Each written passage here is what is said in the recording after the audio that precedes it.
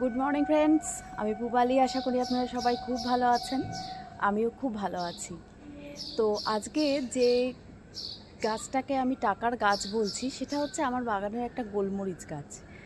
তো সেই গাছটার কীভাবে আমি পরিচর্যা করি, কি খাবার দিই, টোটাল ব্যাপারটা সব নিয়েই আজকে আপনাদের সাথে একটু আলোচনা করি, মানে সব পুরো ব্যাপারটা একটু আপনাদের সাথে শেয়ার করতে চাইছি। তো চলুন দেরি না করে শুরু করা যাক। তো যে গাছটার কথা বলছি এই হচ্ছে আমার সেই গোলমরিচ গাছটা। তো এই গাছটা সম্পর্কে বলি, প্রথম আমি এই গাছটা নিয়ে এসেছিলাম আগের বছর জুলাইয়ের শেষের দিকে, মানে একটা নার্সারি থেকে 50 টাকা দিয়ে কিনে এনেছিলাম গাছটা। তো আনার পরে মোটামুটি 10 দিন মতো আমি এই গাছটাকে তো সেমিশেড এরিয়ায় রেখে দিয়েছিলাম। তো রেখে দেওয়ার পর আমি মানে আগস্টের প্রথম দিকে আর কি এই গাছটাকে রিপোর্ট করি। তো রিপোর্ট করার সময় যে বেডটা আমি তৈরি করেছিলাম সেটা কিভাবে করেছিলাম সেটা সম্পর্কে আগে একটু বলি। দেখুন, আমি বারবারই বলি আমি কিচেন ওয়েস্ট, গার্ডেন ওয়েস্টের উপর প্রচণ্ড ডিপেন্ড করে থাকি। তো এই ক্ষেত্রে কিচেন ওয়েস্ট, গার্ডেন ওয়েস্ট যেগুলো আমি শুকিয়ে রেখে দিই সেগুলোর একটু বেশি করে একটা লেয়ার দিয়ে দিয়েছিলাম, এবং চেপে চেপে সেই লেয়ারটা দেওয়ার পর তার উপরে একটু সাব ফাঙ্গিসাইড দিয়ে দিয়েছিলাম। দেওয়ার পর আমি আরেকটা লেয়ার তৈরি করি, এবং সেটাও ঠিক ওই একইভাবে চায়ের পাতা আর ডিমের খোসা যেগুলো আমি শুকিয়ে রাখি সেগুলোর একটা লেয়ার আমি তারপরে আবার দিয়েছি। এবং দেওয়ার পর ওর উপরে হালকা করে খুব অল্প পরিমাণে একটু নিমখোল দিয়ে দিয়েছিলাম, পোকামাকড়ের উপদ্রবটা যাতে কমে সেই কারণে। তো এই দুটো লেয়ার তৈরি করার পর আমি যে ম্যাজিক্যাল সয়েলটা ইউজ করি, যার ভিডিও অলরেডি আমি আমার চ্যানেলে আপলোড করে দিয়েছি, তো যদি কারোর মনে হয় তো একটু পেছনে গেলেই সেটা দেখতে পাবেন, ওটা দেখে নিতে পারেন। তো ওই ম্যাজিক্যাল সয়েলটা দিয়ে আমি গাছটাকে রিপোর্ট করি। এগুলো বলার কারণ হচ্ছে যে এই জিনিসগুলো দেবার পর আজ পর্যন্ত এই গাছটা, এই যে দেখছেন মার্চের ফার্স্ট উইক হয়ে গেছে, এই গাছটাতে আমি কিন্তু আর কোনো রকম কোনো ভারী খাবার দিইনি। যা দিয়েছিলাম ওই যখন রিপোর্ট করেছিলাম প্রথম তখনই। তারপর থেকে যেরকম অন্য গাছে সপ্তাহে সপ্তাহে আমি তরল সার দিই সেরকমই এই গাছটাকেও দিয়েছি। এই হচ্ছে এর খাবার, এবং তার ফলে আজকে এই গাছটার চেহারা দেখতে পাচ্ছেন, এবং কত পরিমাণে এইটুকু একটা ছোট গাছে গোলমরিচ ধরেছে সেটাও দেখা যাচ্ছে। তো তার থেকে এটাই বুঝতে পারলাম যে এই গাছটার কিন্তু খুব একটা খাবার চাহিদা নেই। খুব ইজি কেয়ারেই এই গাছটা করা যাচ্ছে। হ্যাঁ, খাবার অবশ্যই আমি ওকে দেব, তো সেটা যখন গোলমরিচগুলো আস্তে আস্তে মানে একদম গুটিগুলো সেট হয়ে যাবে তখন একটু ভারী খাবার অবশ্যই ওকে আবার দেব। তো আপাতত খাবার বলতে এইটুকুই। আর যেটা মোর ইম্পর্ট্যান্ট আমার মনে হয় এই গাছটার ক্ষেত্রে, সেটা হলো ওয়েদারটা। মানে দেখুন, এই ধরনের গাছ তো মূলত কেরালা, কর্ণাটক, তামিলনাড়ু এসব জায়গায় পপুলার আর কি, খুব ভালোভাবে হয়। তো পশ্চিমবঙ্গেও এখন যথেষ্ট ভালোভাবে বাণিজ্যিকভাবে এর চাষ হচ্ছে, এবং এই কারণেই আমি এই গাছটাকে টাকার গাছ বলেছি, মানে খুবই ভালোভাবে এর সাকসেস পাওয়া যাচ্ছে। কিন্তু আমার ক্ষেত্রে তো এটা টাকার গাছ নয়, এটা জাস্ট আমি একটা শখের বশে আমার ছাদ বাগানে একটা রেখেছি।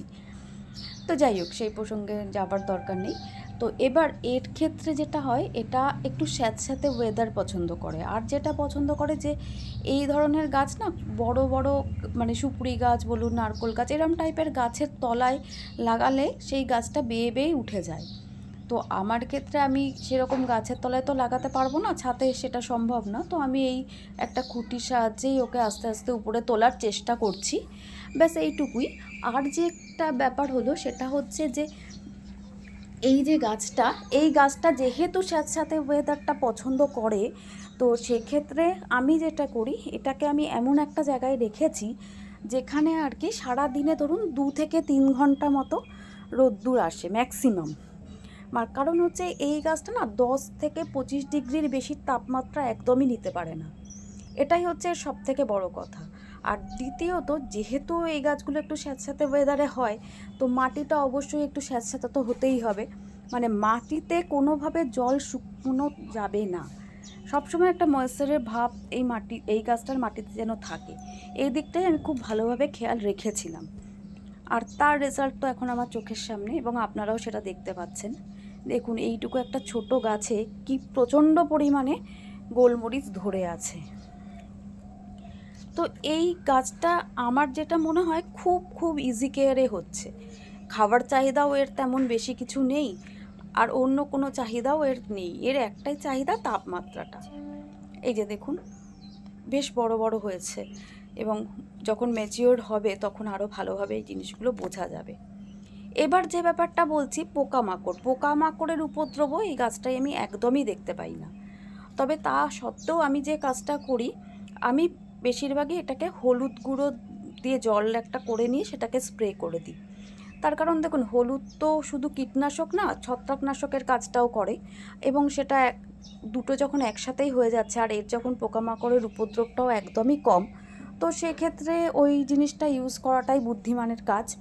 তো আমি ওটাই করি। এছাড়া খুব একটা অন্য কোনো কীটনাশক, যেগুলো আমি ঘরে অলরেডি রেডি করে রাখি, সেগুলোও দিই না, আর বাজার থেকে কিনে তো কিছু দিই না।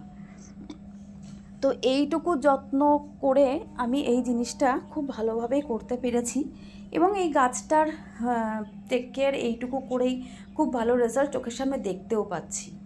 আরেকটা ব্যাপার বলি, যে এই গাছটার ক্ষেত্রে আমরা যে ঘরে যে গোলমরিচ নিয়ে আসি, সেই গোলমরিচটা বসিয়ে কিন্তু এর থেকে গাছ বের করা সম্ভব না। তার কারণ এই গোলমরিচগুলো হয় কি, যখন এগুলো ম্যাচিওর্ড হয়ে যায়, ওই সবুজ অবস্থাতেই গাছ থেকে পেড়ে নিয়ে শুকিয়ে তারপরেই সেগুলো আমাদের খাবার যোগ্য হয়ে আসে। তো সেই কারণে যেহেতু এগুলো পাকা গোলমরিচ নয়, তো সেহেতু এগুলোর থেকে গাছ করা সম্ভব নয়। তো গাছ কিভাবে করা যায়? গাছ করা যায় যে যেখানে গোলমরিচ, মানে যে কোনো গাছের বীজ পাওয়া যায় না, সেই দোকানে খোঁজ করলে যদি গোলমরিচের বীজ থাকে, তো সেই বীজ থেকে আপনি গাছ করতে পারবেন। আর একটা কাজ করা যায়, যে এই যে গাছটা দেখছেন, এই গাছটার না এই ডগাগুলো আছে, সেগুলো সাইড সাইড থেকে না শিকড় মতো বেরোয়, এবং সেই শিকড়গুলো কেটে কেটে যদি, মানে ওই ডগাগুলো যদি শিকড় সমেত কেটে নিয়ে যদি এই গাছের সাইডেই বসিয়ে দেন বা অন্য কোনো জায়গায় আলাদা করে বসিয়ে দেন, তো সেক্ষেত্রেও সেখান থেকে কিন্তু চারা তৈরি করা সম্ভব।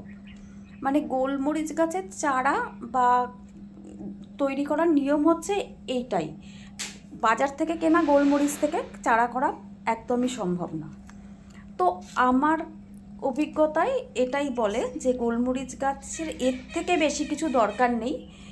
এই যে দেখুন, এই যে ডগাগুলো দেখাচ্ছে, এখান থেকে, আমার গাছটা অনেক ছোট বলে এখনও শিকড় বেরোয়নি, তো বেরিয়ে যাবে আস্তে আস্তে, এইভাবেই বেরোয় এবং এখান থেকেই চারা তৈরি হয়। ব্যাস এইটুকু ইজি কেয়ার করলেই এই গাছটার জন্য যথেষ্ট। এবং ছাদ বাগানে এরকম একটা গাছ থাকলে মন্দ কি বলুন। যাই হোক, আর একটা কথা বলি, সেটা হচ্ছে যে যেটা আমি গরমকালে শুধু গোলমরিচ গাছ না, সব গাছের ক্ষেত্রেই করি, এটা হচ্ছে জল স্প্রে করা।